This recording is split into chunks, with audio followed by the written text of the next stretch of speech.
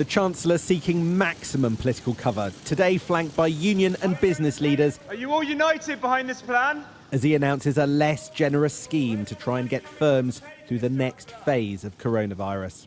I call the Chancellor of the Exchequer. Rishi Sunak was explicit today that he can't afford to go on funding emergency coronavirus support at current levels, meaning now is the moment government must start picking winners and losers. I'm announcing today the new Jobs Support Scheme.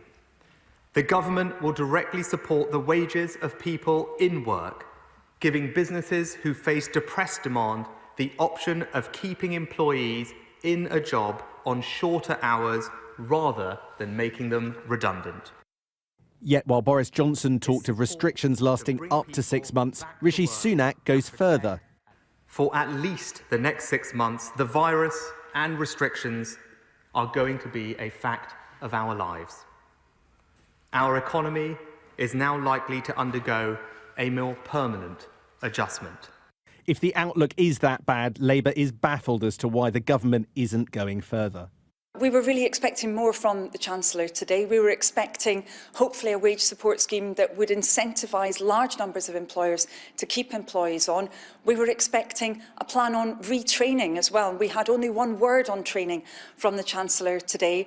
And we were also expecting help for those businesses that can't take people back on now because they're so strongly impacted by social distancing. The biggest success for Rishi Sunak is to get the stamp of approval of both the CBI, the biggest business group, and, this is pretty extraordinary, the TUC, the umbrella union organisation.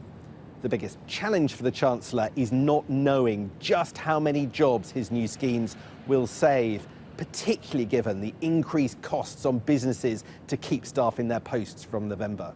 The Treasury say the point of today is to support jobs. How far does the package today actually manage to do that?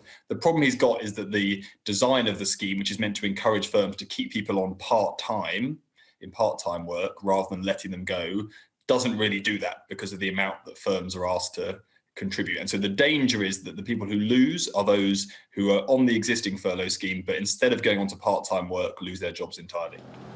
Come on, here we go. The Prime Minister was 60 miles away from Westminster today, visiting police headquarters in Northampton to underline the penalties for those breaking coronavirus laws. You want to get out of the car or drive it? He acknowledged how difficult the coming months will be as a result of his Chancellor's decisions. Today we're continuing to do everything we can to support the workforce, support jobs, livelihoods throughout the crisis. The Chancellor is being totally realistic with people about the prospects of the economy. Things will be tough. The Prime Minister learning from experts how you cover a wound. That looks very tight.